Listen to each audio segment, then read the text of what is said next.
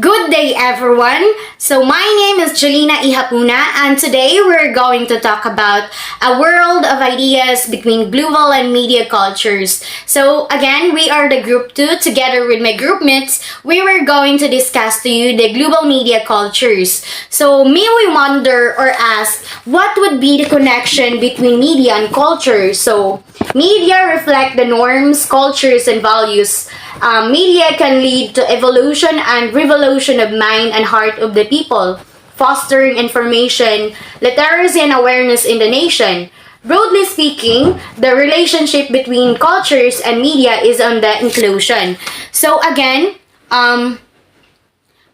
we were going to talk about the learning objectives as we tackle this discussion. At the end of the course, the students should be able to discuss the emergence of media networks in human civilization, explore the significance of different platforms as a neat connector towards globalization cultures, and analyze and recite the pros and cons as well as the advantages and disadvantages of global media, and make a commitment letter to honest, responsible social media users. So again, when we talk about media culture, the media have a significant impact on culture's globalization in two mutual interdependent ways. First is the media provides extensive transnational transmission of cultures, product, and second, contributes to the formation of communicative networks and social structures. The rapid increasing supplies of media product forms and international media cultures poses a challenge to local and national cultures that exist. The sheer volumes of supply as well as the vast technological infrastructures and financial capital that pushes forward these supplies have a significant impact on local patterns of cultures, consumption, and opportunities to sustain independent culture production. So, global media cultures create a conscious cultural exchange in which critical aspects such as identity, nationality, religion, behavioral norms, and lifestyles are constantly challenged and questioned. These cultural encounters often involve meeting cultures with a different socio-economic basis, typically on the side of natural or national publicity, regulated cultures industry, global media, and promoting a restriction of cultures and social communities because of their very structure. Just the media like the press and the later radio and television were very important institution for the formation of national communities. Global media are supporting the creation of new communication. So as I said there, So, good morning everyone. I am Marika Linamok, the second reporter of Group 2. So, global media and cultural imperialism. Media imperialism occurs when one society media dominates another country's culture. So, ang media imperialism kuno occurs when one society media dominates another country's culture. Sa laing kibali na society, maka-dominate sila ng panibag o kibali na culture o kultura. So, the medium of cable television is a prime example to illustrate the effect of media imperialism. So, ang cable television kuno isa sa pinakadako na example kung ano kadako ang epekto ng media imperialism. So, cable television and satellite transmission, for better or worse, has made the world a global village. It is our television viewing that shapes our understanding of the world and ourselves. However, it is saturated with foreign influence and media imperialism. How much has the world television through satellite and cable television affected our culture and identity is yet to be explored. Media globalization is seen as a modern form of imperialism, and more believe that this globalization will destroy individual cultures and diversity. So culture domination refers to the process in which national cultures are overwhelmed by the importing news and entertainment from other countries, mainly from United States, Hollywood, and other industrialized nations like South Korea, China, Taiwan, and Latin America such as Mexico. So ang culture domination refers to the process in which national cultures are overwhelmed by the importing news and entertainment from other countries. So amo nakibalik ni si Ja, maka-adapt na kita ng laing culture sa pagpangitan alam nato ng mga movies, sa mga TV. So, a resident of many countries are concerned that their national and local heritage will be replaced by one global culture dominated by other countries' values. They point out that the dominating country music, books, television shows, and films are popular around the world. Many countries like Canada, Spain, and France have placed quotas on the amount of foreign material that can be carried on their broadcasting system. The culture domination also spills over into the news area. For almost 15 years after the success of Lovers in Paris and Jewel in the Palace, the Philippines is being invaded by K-pop South Korean entertainment cultures or the Hallyu Wave.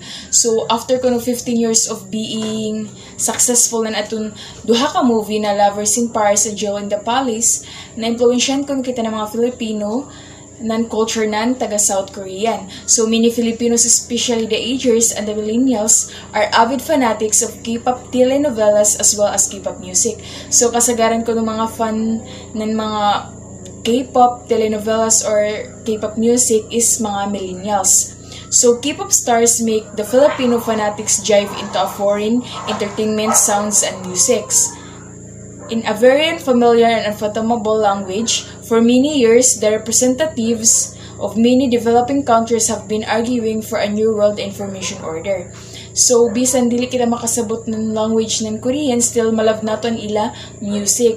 Para sa Blackpink sa ng BTS, even though dili nato sila masabtan, di nato masabtan ang lyrics, still love nato ang ila music. So, amo adtoan global media and cultural imperialism. That's all, ma'am. Theoretical models of cultural imperialism. The theory of cultural imperialism. This theory argues that a core of advanced countries dominates the global economic system, while the third world countries remain the periphery of the system, little control over their economic and political development. When we say periphery, it is a country that has a low skills and less developed countries. Multinational or transnational corporations are the key players in this system, where they can use this technique to develop more their countries. Using similar techniques to produce goods, control market, and distribute products. Cultural imperialism is defined as powerful nation over weaker nations as a kind of domination. It is considered as purposeful and intentional because it corresponds to US political interests and other powerful capitalist societies. The effect of this type of cultural domination, reflecting the attitude and values of Western societies, especially American capital societies, are seen as extremely pervasive and leading to the homogenization of global culture. As suggested by the Australian comment, the process of Americanization becomes more formidable when the fundamental concept of the net of the society become much more formidable. Critics have argued that the term imperialism, which can be seen as imposing power from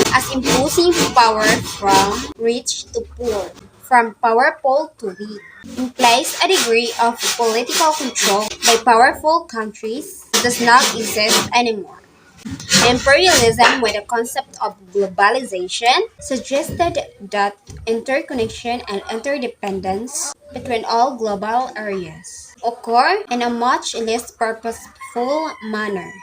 Contrary to the theory of cultural imperialism, which the source of cultural influence is Western civilization, with non-Western and less developed countries perceived as peripheral, as the recipients of cultural influence. Cultural flows or network models are offer alternative view of the transmission. Offer an alternative view of the transmissions process as influences that do not necessarily originate in the same place, or if it is also possible that receivers are originators. Good day everyone, I am Christine S. Sanabon. My topic is all about the thematic areas of cultural globalization. This is a research programs which organize around of a set of thematic areas of particular relevance to the processes of cultural globalization.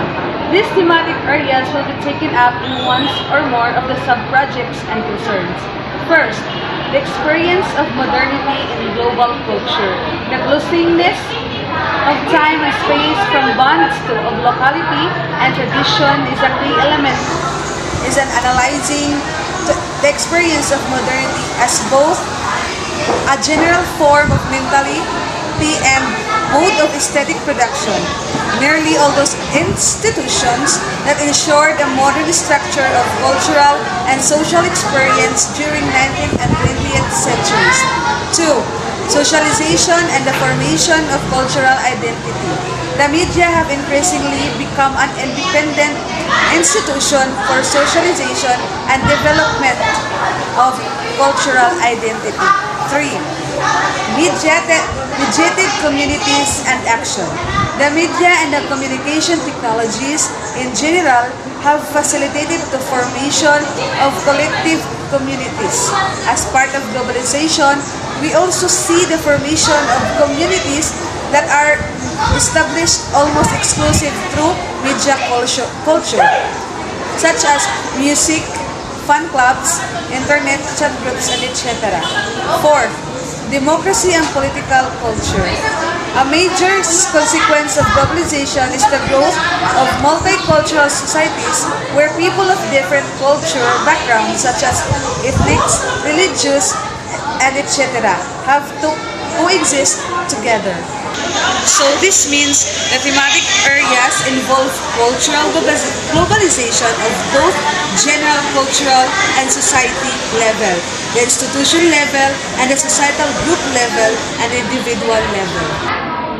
And it is the process of interaction and integration among people, companies, and governments worldwide. And also, these thematic areas will each to be taken up in one or more of the sub-projects and concerned. Hello, I am Crystal May Blasi reporting about globalization and global media and the 21st century.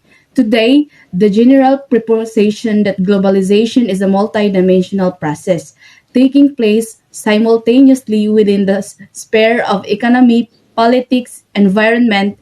The institutionalization of technologies and culture has received the support of many scholars, researchers, and the general public. In other words, the multidimensionality of globalization has drawn huge interest from scholars of various disciplines. In cultural studies, the focus is on global communication and worldwide cultural standardization as in Coca-Cola colonization and McDonaldization, and in history. It deals with conceptualizing global history. It is a multidimensional process because it implies that it involves worldwide processes that are relatively novel and still unfolding. These multidimensional processes are being experienced unevenly throughout the world and in different sectors of social life. The economic exploitation potential of globalization has led to unbridled mercantilism and widening of the socio-economic gulf that predates it. It's because it is uncontrolled or unstoppable in exporting or importing for an economy. Global media developed haltingly in the 19th century. Newspapers and periodicals have been written almost exclusively for domestic audiences to limit their export potential in combination with language issues. Newspaper remain the least integrated media industry in the global media system to this day. Global media simply refers to all forms of mass communication that reach across the world. Today, that includes everything from traditional media such as TV or television, radio and newspapers to social media platforms like YouTube, Twitter, Instagram, and Facebook. The thematic areas. The thematic areas will each be taken up in one or more of the sub-project and concern. A. The experience of modernity in the particular time, space, categorized socialization and the formation of cultural identity, mediated communication and action, and the democracy and political culture. These thematic areas involve cultural globalization and both the general cultural and societal level, the institutional level, the social group level, and the individual level. Next is the experience of modernity in a global culture. The losing of time and space from the bands of locality and traditional is the key element in analyzing the experience of modernity as both a general form of mentally and made of aesthetic production. Almost all these institutions that ensured a modern structure of cultural and social experience during the 19th and 20th centuries. Typically, at the local or national level, were either significantly influenced by globalization or challenged by other transnational institutions. The media play an important role in homogenization as well as differentiation, and this duality will be a central feature in the analysis of cultural globalization. So hello everyone, my name is Imogen Garridos. So today, I am going to discuss the socialization and the formation of cultural identity and the mediated communities and action. Identity. So when we say socialization is the process by which individuals learn their culture and learn to live according to the norms of their society. The media have increasingly become an independent institution for the socialization and the development of cultural identity. This means that the media are expanding. It's one of the reasons that our culture grow. So kibali, paspas ang pag-expand ng and then the culture of the foreign to our country that brings changes to us. So when change to metabolism. So when we say metabolism, it is the particular form which societies establish and maintain their material input from output to nature. With rapidly expanding international communication flow bringing media representation of foreign cultures into local cultural environment, cultural metabolism premises have changed and cultural reflexibility have increased at the individual level. So tungod sa kahamok na ng mga culture ng kada isa, so it has different. So sometimes it's bad to treat o banta to our culture. Next is the culture is under the influence by the mass media in which we share our own culture to the other as well as they can share their own culture to us. In this reality, world media cultures were give huge impact to the globalization to make this easier to adopt. Next is mediated communities and action. When we say Mediated, this refers to the communication carried out by the use of information communication technology and can be constructed to the face-to-face communication. So, the media and the communication technologists in general have facilitated the formation of collective communities. They have also made possible communitative and social action across time and space. Social action is increasingly taking place on a global scale through media communication technologies. Political action is taking place through international news media, and economic action is taking place through a various interactive exchange service such as Reuters, financial services, and similar organization. So this means ang pag-increase daw ng mediation or ang influence ng mass media sa sector ng society sa cultural communities. And cultural communities, bali, is a group of people na ay common beliefs or tradition na ay ila specific culture ug sa na matawag sila na isa ka group or community. So naay epekto sa way mga pakisalamuha ng mga tao sa isa ka mas interactive and meditated na community. Kay updated man sa latest happening tungod sa mass media. Unlike sa mga non-meditated communication na face-to-face ra gajud ang chika, dugay bali makaabot ang chismis. So kibali ang meditated is ang fast kibali si Jana para mas dali kibali. People na non-meditated is hinay ang pag-spread ng news or di kaya mga chika. Good day everyone, I am Kylie De Ulita. I am the next reporter and I am going to discuss the democracy and political culture. So when we say democracy, it is a form of government in which the common people hold political power and control either directly or through elected representatives.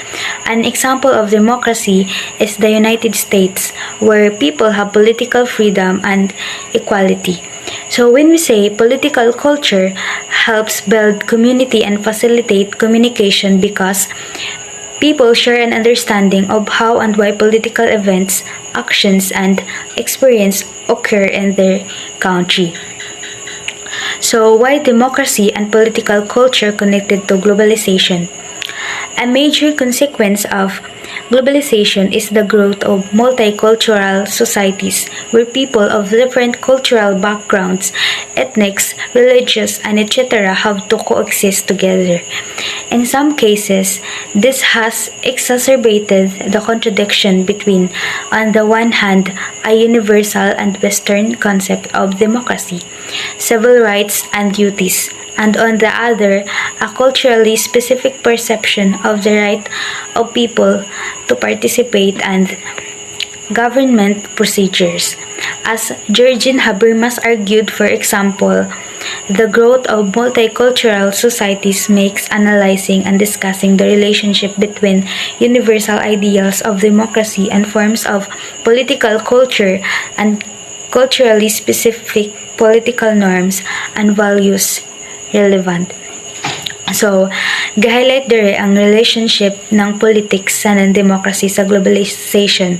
Tungod kay globalized na kita, klase-klase na perspective or idea ang ato ma-adapt sa nan ato mahimo. So, tungod sa multicultural societies, ang concept sa democracy, civil rights, and duties kay mas na-emphasize or mas natagaan ng importansya ang universal ideals of democracy forma sa political cultures bisan pa ang mga specific na political norms and values na relevant sa tanan. So what role is political culture supposed to play in democracy? Citizens see themselves not as participants in the political process but as subjects of the government.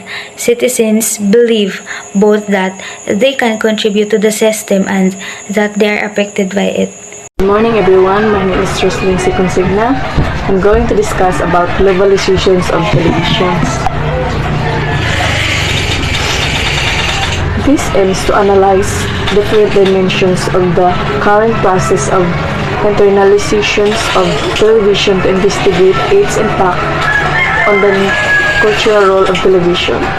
One of the questions is whether internalizations leads to homogenizations and commercializations of the television culture or whether it gives way more diversity, thus stimulating cultural differentiations.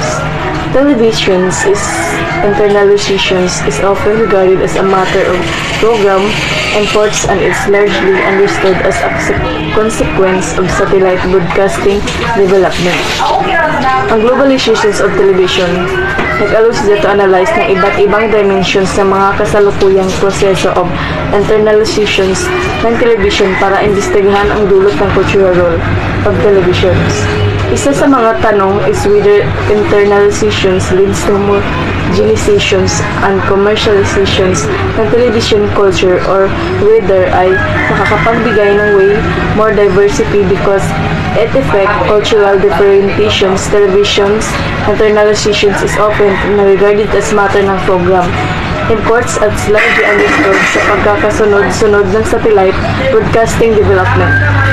This however, represent an overly narrow perspective because it underestimates the impact of the growing tendency among national broadcasters to adopt foreign program formats and new tendencies towards transnational cooperations between broadcasters, which also blur the boundaries between national and international in programs that constitute the national dimensions of programming.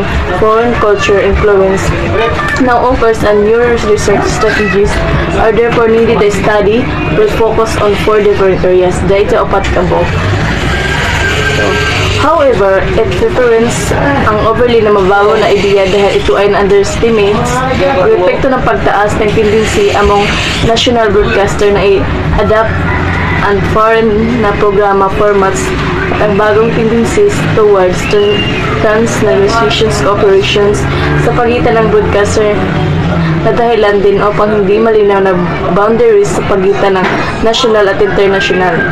Sa programa at that constitute ang national dimensions ng programming foreign culture influence na kita at lumalabas at ang bagong pananaliksik na paraan o strategies at kinakailangan ng pag-aaral na ito ay naka-focus sa 4 different areas. Meaning institution, cooperations and joint ventures between national and international actors will be analyzed to describe current economic strategies and strategies of program policy. Ang institution ay a social organizations founded for a religious, educational, social, or similar purpose. When we say institution, isa sa nakasamahan organisa. Ikadua, program productions, the impact of new forms of the standardized, more market-oriented.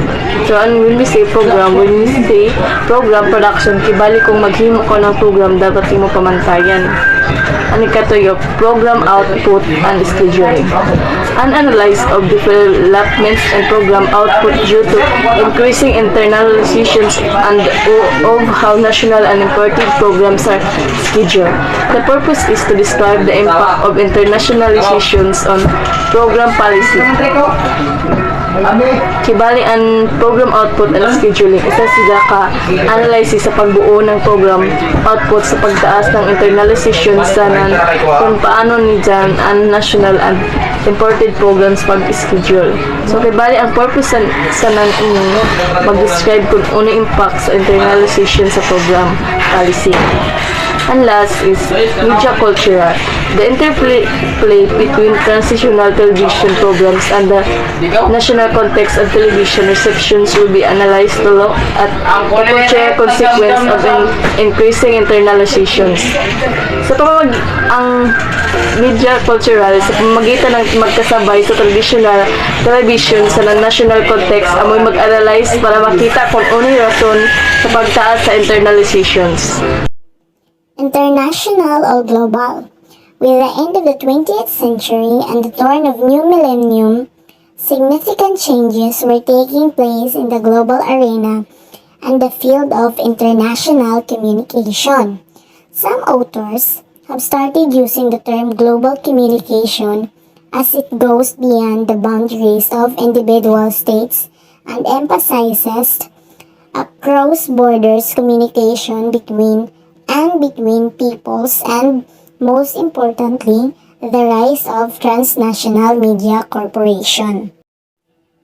Traditionally, international communication refers to communication between nation-state and connotes issues of national sovereignty, control of national information resources, and national government supremacy. The term global implies a declining role of state and state.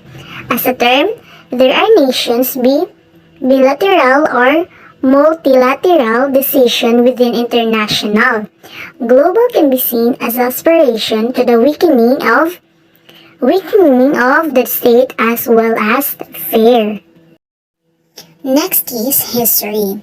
Due to military consideration, coupled with their economic and political implication, the study of global communication increased dramatically after the World War II.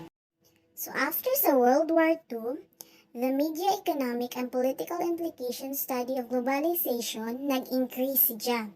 So next is, in the decades between 1945 and 1955, more global communication researchers was writing. Most of the 1950s researchers dealt with propaganda and the Cold War. So after sa World War II, mas nuhamok na ang mga researcher na nag-research sila about sa global communication. So next is, by 1970, global communication researchers had grown to include a wide variety of topics, particularly comparative system of mass communication and national development, and propaganda and public opinion. So in 1970, ang mga researchers have grown. Nag-include na nila ang variety topic in particularly sa communication and the national development. So from global communication scholar point of view, previous theories of modernization, dependency, and cultural imperialism have failed to explain global communication satisfactorily. The old theories explain the only part of the global image. So from the global communication scholar point of view, so they were failed to explain global communication. So ang only part ng global image is the theories in the old sa atong primero na research. Technological development. The emergence of the global communication technologies in the 19th century can be considered as the origin of the global communication field. Numerous technical advances, such as creating a new major global communication phenomenon, convergence, digital environments, and the internet are some of the major engines driving the shift from international to global communication. Technological change or technological development is the overall process of invention, innovation, and diffusion of technology or processes. It is the evolution of laptop followed by smartphones to tablets. So now is global power shift. The shadow of the Cold War has lifted with the collapse of the Soviet Union to the reveal shifting political, economic, and cultural alliances and conflicts. Within the rubric of international relations, the increasing importance of these currents, particularly in the cultural sphere, demands a reconsideration of the nature of the international communication field. A shifting distribution of international power is a fundamental contemporary trend. Emerging powers are changing the global balance of power, altering the character of the global political economy, and brings new interest and ideas into the international arena. New agencies and propaganda. The founders of international new agencies are usually recognized as three key players: Charles Louis Havas created the world's first agency in 1835.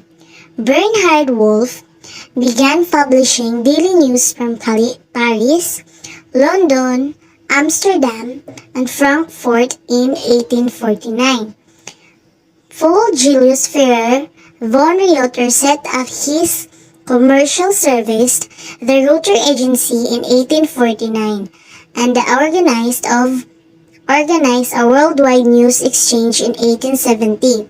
Reuter Havas of their German Wolff Agency reached an agreement in 1859 to exchange news from all over the world, known as the Allied Agency Lego, or the Ring Combination. Founded in 1848, the American News Agency Associated Press was formally admitted to the 1887 Ring Combination. Theoretical approaches and perspectives. Transcultural political economy. Transcultural political economy is a concept presented by Paula Chakravarty and Yozi Zhao in Global Communication. This concept focuses on global communication and media studies in the three main areas: global information and culture flow, decentralization of the conceptual parameters of global information and media studies, and normative debates in global neoliberal communication. Transcultural political economy is multidisciplinary study focusing on the tensions between political economy and studies of culture. It integrates institutional and cultural analysis and addressed urgent global communications issues in the context of economic integration, empire building, and tensions associated with adopting new privatized technologies, neoliberalized and globalized institutional structures, and hybrid cultural forms and practices. Transcultural political economy addresses the issues surrounding neoliberalism practice and its creation with the world system of unequal powers structure. Communication for development. Communication for development is a practice-oriented aspect of global communications. Studies approaching global development with a focus on social change, action, and participation through communication systems. Communication for development emphasizes voice, citizenship, and collective action as core values, promoting citizen-led development where the visiting party provides guidance rather than guidance within the host community. Some development workers and academics suggest that a shared definition of development communication should be clarified, as a disagreement in the field can detract from the features that most scholars see as central to current development, including participatory action research. As a central site for social change, many communication for development projects revolve around media systems, which differentiate communication for development from other development approaches. Theories behind communication for development emphasizes that development projects should be contextualized and that communication technology will consequently affect different types of social change. Communication for development kibali amo ini ang communication technology na makapag-improve or maka-affect sa social change. Amo ini ang pwede magamit para erase ang voice sa mga tao sa nan-apil ng elections. Makatabang ini para i-promote ang pag-provide ng guidance, dili ra guidance sa host community but also to any other communities. Pero magdepende ra gihapon kung ano ang mahitabang na ini sa kada community kay lahi-lahi man ang klase ng komunidad or society. So, why is communication important for development? Helping people at all levels to communicate empowers them to recognize important issues and find common grounds for action, and builds a sense of identity and participation in order to implement their decisions. On top of that, development involves change, new ways of doing things. That's all. Hi everyone, my name is Roslyn Consigna. Going to discuss about global media studies. Global media studies is a field of media study in a global scope. Media study deals with the content, history, and effects of media. Media studies often draws theories and methods from cultural studies, rhetoric, philosophy, communication studies, feminist theory, political economy, and sociological disciplines. Each country has its distinct media ecosystem. Mainland China's media is state-run. Sa political topics are under the government's strict regulations, while other areas like sports, finance, and increasingly industry face government regulations. Media study often draws theories and methods from cultural studies, rhetoric, philosophy, communication studies, feminist theory, political economy, and sociological studies. Each country ay mayroong malinaw na media ecosystem, which mainland China's media is state-run so that ang politicals na mga topics ay under sa government's strict regulations, habang ang iba naman na areas like sports, finance, at ang pagtaas ng lucrative entertainment industry as mayroong anonymous government na sinunod.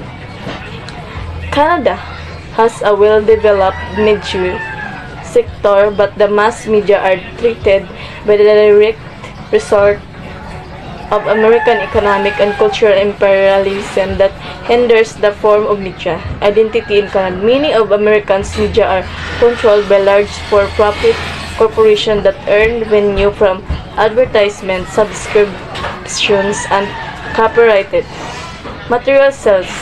6 corporations compass the Walt Disney Company, new corporations, Time Warner, Viacom, and CBS Corporation currently control about 90% of America's ideas.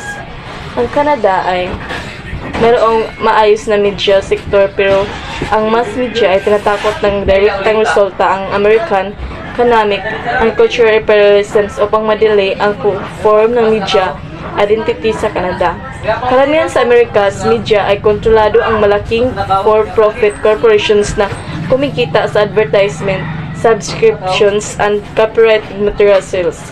6 na corporations na namely Comcast, the Walt Disney Company, News Corporations, Time Warner, Viacom, and CBS Corporation na kasalukuyang kontrolado ng about 90s of America's media.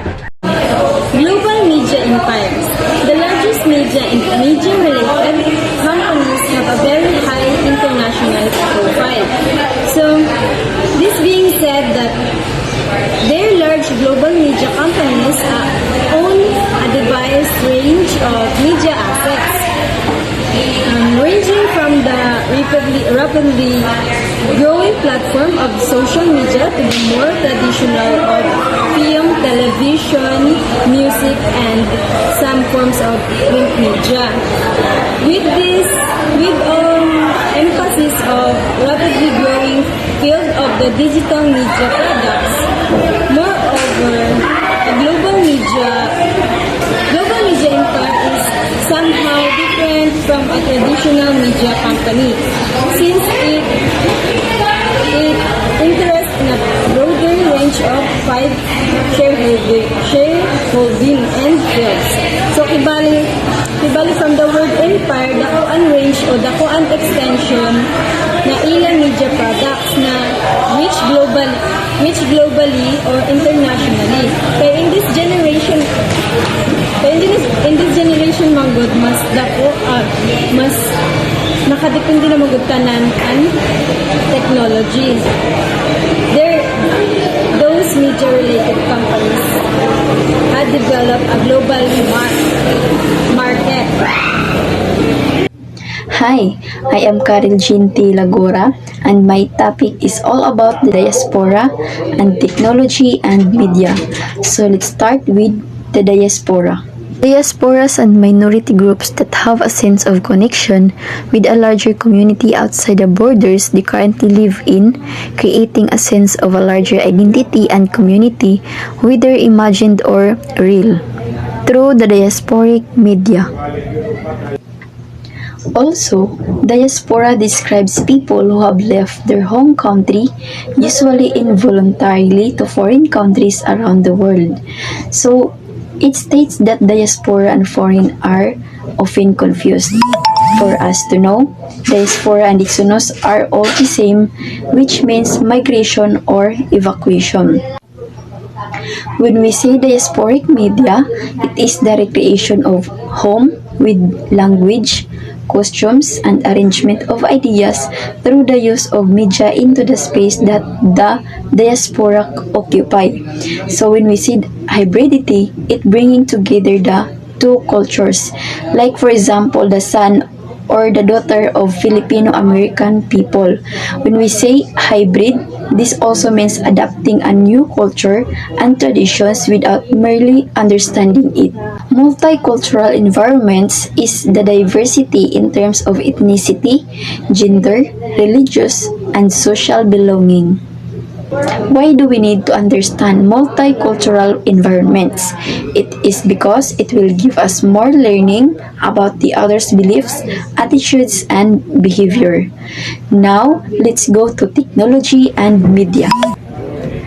Media and technology advancement has played a key role in globalization and global communication process, cable TV, ICD-in, digitalization, direct broadcast satellites, and the internet have created a situation in which vast amounts of information can be transferred around the globe in seconds. During the 20th century, the process of the global communication began with telegraph, telephony, and radio. So Marshall McLuhan in 1964, he was the one who launched the global village, a new concept that applies to a world in which communications is instantaneous and distances are annulled by technological evolution. Neil Armstrong stepped onto the moon in July 1969. The first live global television broadcast took place. Home box office and cable system exist until it expanded on November 1972. By 2000, the household received channels from all over the world through direct broadcast satellite. Lastly is justice. It is a communication studies includes, but is not limited to, the concern for the process of democracy and the promotion of the democratic publics. However, there are criticisms to the political economy and whose opinion is impossible to produce democratic publics within the current system. Such as criticism is made by Marx, who saw institutions like parliament, the state, the acceptable public sphere, economic enterprises, and so on as being structurally produced and perpetuated by a capitalist system and therefore cannot be mobilized or to change it. As it is said, the parliament, so they are the legislator or the Congress. They are the law-making body. So justice is the quality of being right and just or fair.